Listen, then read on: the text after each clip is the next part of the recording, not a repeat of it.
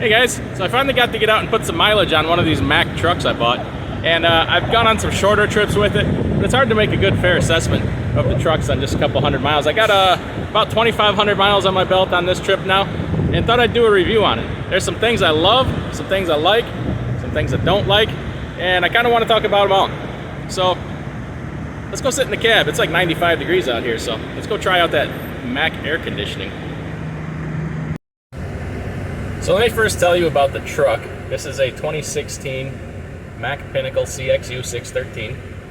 It has a 10-speed, 342 rear ends, Mack MP8 engine, and it's a pretty base model truck. In fact, it's a very base model truck. You can see here, crank windows. You can see that, and it does have power locks. Other than that, there's no amenities in this truck. It is a straight up plain Jane truck, which I don't mind for me.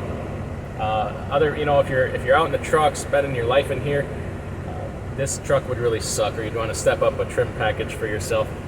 Now let's talk about why I bought this truck.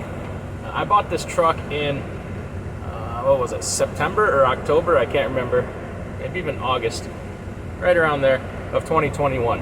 So that was the height of the nonsense with the equipment market. I bought this truck with 463,000 miles on it, and I paid $44,500. That I love. That's the part about it that I love. This truck was very economical.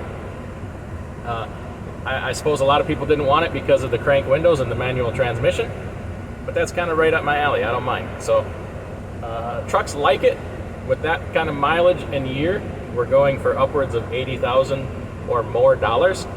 So I feel really good about this purchase, and heck, I can't hate it. I mean, it's been a great truck, and it's done exactly what I wanted to do at the price I wanted it to do it. So that's the details on the purchase of this truck. And let's talk about the interior a little. Well, first the exterior. I'm gonna flip the camera around here.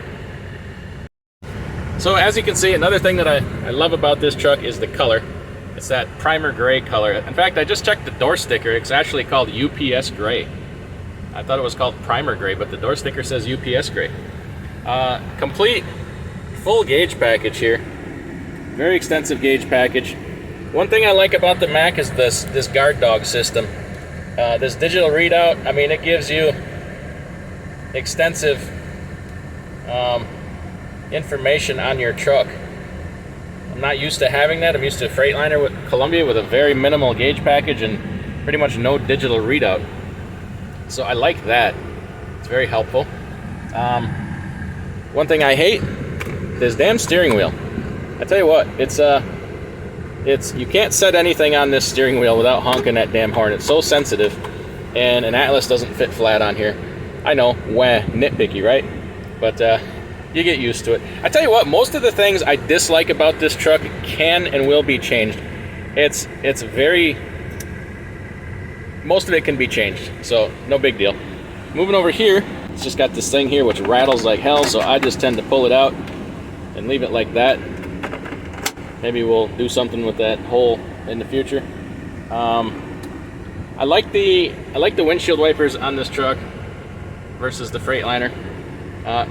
Yes, I do like looking at a Bulldog's butt all day. It's not really a thing for me. I hate this radio. This radio's got to go. It's wonky with the Bluetooth. You can't turn it off for some reason. The button doesn't work or something. But this radio is going to go bye-bye sooner than later. I kind of don't like having the buttons way down here.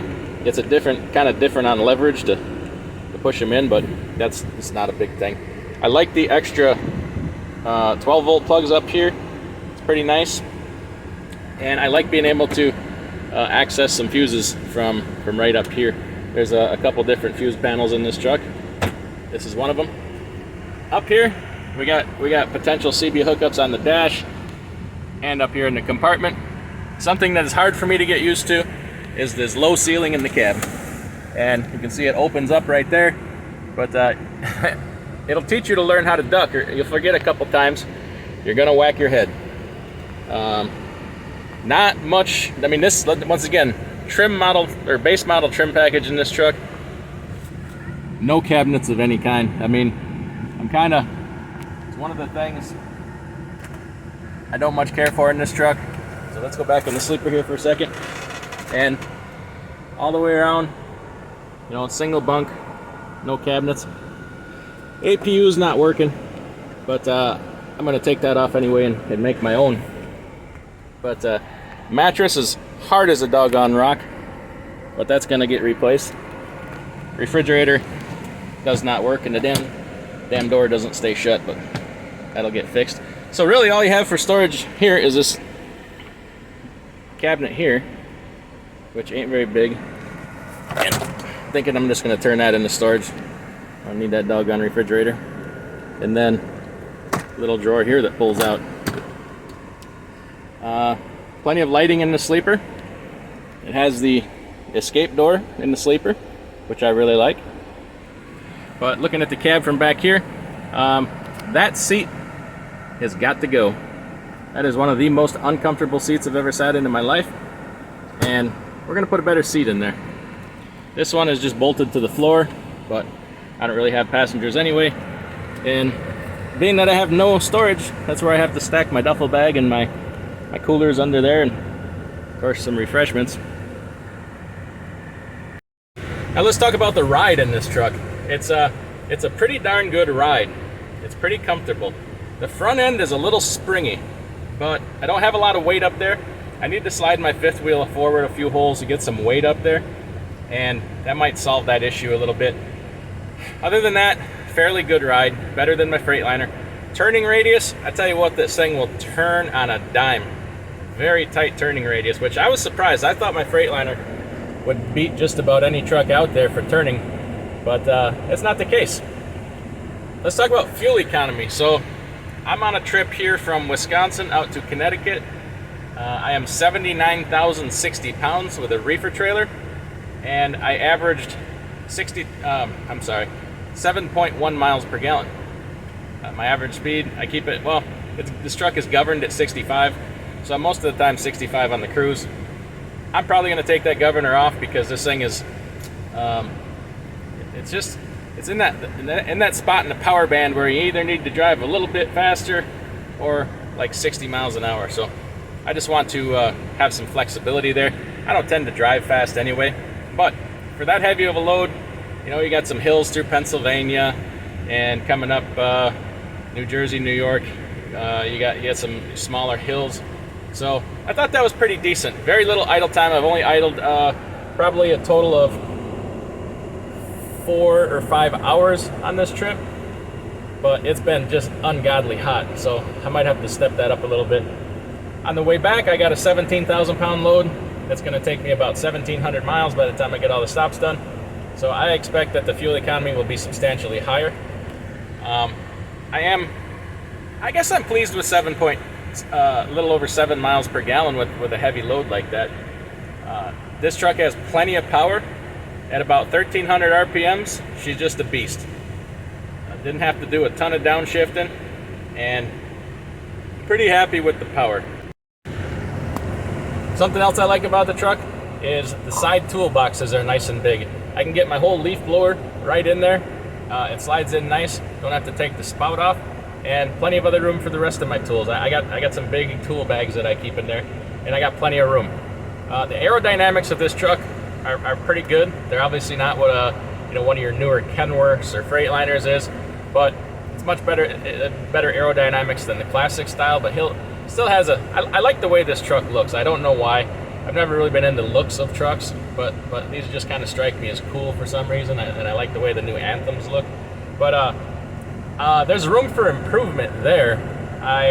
Like I said, I need to slide the fifth wheel forward a few holes to close that gap up, get some better fuel economy there. I'm going to put some air tabs around the back of the cab, maybe some wheel covers. I got some mud flaps, the mesh mud flaps to throw on here. So we're going to do that. I'm thinking we can get this thing up to a pretty consistent, maybe pushing 8 miles per gallon. I don't know. We're gonna work on it. This truck is young. I like this truck, and I think it's going to be mine to keep because it's got 490,000 miles on it. I don't put a ton of miles on. This truck should last me a very long time, so I think I'll kind of make it maybe a project truck, maybe do some different things to it, aerodynamics wise, and try to see what kind of fuel economy I can tweak out of it. I don't know, we'll see. We'll see what trips my trigger. One thing I did notice, okay, so full disclosure, this is the first truck I've owned and driven myself with DEF, that runs on DEF. I have driven company ones, and I have owned them that other drivers have driven. I've never owned one and had it been my regular truck. This truck is using very, very little DEF fluid. I got about 1,400 miles on this tank. It's not these don't have a very big DEF tank on them, but I got about 1,400 miles on this tank of DEF, and I'm going to show you right here the gauge. It's not even down a quarter tank yet. So you can see that. I don't know if that's normal. I've been treating it with the fuel ox, the fuel catalyst. That's supposed to do that. I don't know. Don't know a lot of history on this truck. This truck was before I bought it. It was off a regional fleet that did a lot of P&Ds within a 300-400 mile radius of their terminal. So it was kind of set up for that. I think it was at the terminal, not every night, but pretty close to it, because it's got this electric APU on it that broke. They never fixed it, just let it go. I'm gonna pull that thing off, and I'm gonna put me my Honda on the catwalk and just do the air conditioner in the cab here, because another thing I hate about this truck, they're not all like this, but I don't know if it was ordered this way, but it's got the California clean idle on it. So when I idle it, I can bump up the RPMs, but in like an hour, it's going to bring them right back down to a rolling idle, and you can't bump them back up. It's because it's got this clean idle programming in the ECM. I've taken it right to Mack and said, get that the hell out of there, because I don't go to California, and if you can bump up the RPMs to 1,000 or so, these Macks like to be between 1,000 and 1,100. They like to be a little bit higher on idle, and you can watch that because there's a load gauge right on the dash here that'll tell you the load percentage on the engine, and we can measure a substantial difference between idling them at, this likes to idle at 650 RPMs on a rolling idle. We can bump that up. It's a substantially more efficient idle, and will burn way less fuel. But I can't do that because we can't get that damn clean idle program out of here. They haven't figured out how to do it. They said they're going to look into it for me, but I don't know how it's a clean idle if you're burning more fuel. If I'm burning half the fuel idle at 1,100 RPMs, it should theoretically be a cleaner burn than if I'm using twice as much fuel at idle. But what do I know? I'm just a truck driver, not an engineer. I guess overall I'd have to say I'm quite pleased. Fuel economy, that's going to be a work in progress. It always is. I'm confident we can get her a little bit higher, but I kind of measure it by bang for my buck, and I feel like dollar for dollar, we did pretty good. I'm still a Freightliner guy through and through. Can't beat the efficiency, but I know everybody has their own favorite truck. But I never thought I'd drive anything but a Freightliner. But I'll drive this one, and we'll be happy about it. Hopefully, it'll last me a long time. Be a good truck for a lot of years.